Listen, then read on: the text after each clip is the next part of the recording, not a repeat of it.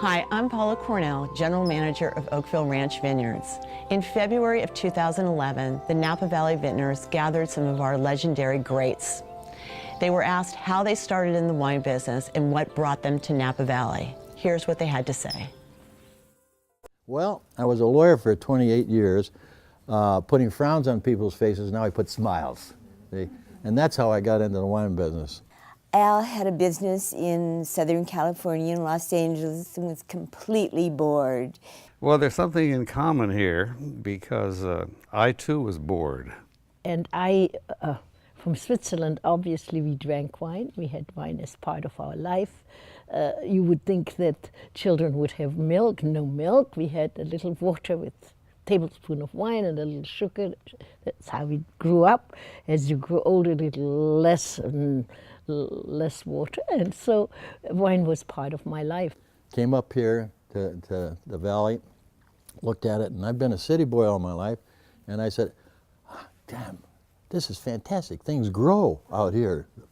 It isn't concrete, you know, and it's not high buildings. Took a course at UCLA, and the more he got into it, and of course the course was all about mostly French wines and wines from Europe, and he thought, oh, this is what I want to do. And I then joined Robert Mondavi Winery in 1967, getting there by accident. And I was there kind of at the inception, and it was a state-of-the-art winery at the time. We had stainless steel fermenting tanks. We had the French, the cellar with the French oak barrels that were at the time arranged in triangles with a little votive candle on each one. It was just a wonderful way to get introduced into a new winery. There was a bar full of enthusiasm. He had 12 acres at the time, and they were mostly Carignan grapes, you know.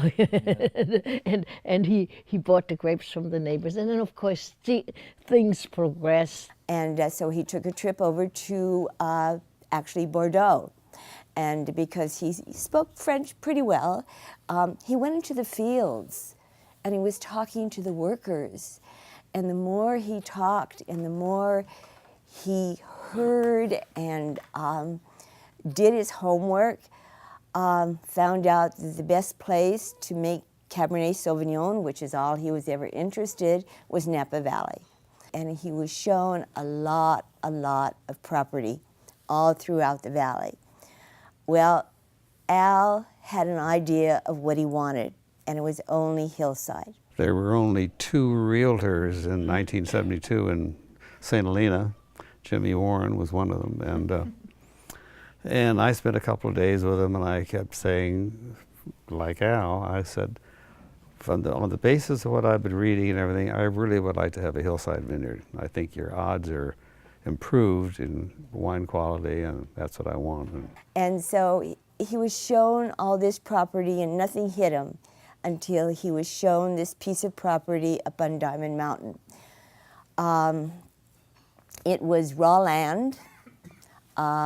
We found a few plantings that was probably put there during Prohibition, but basically there was nothing there.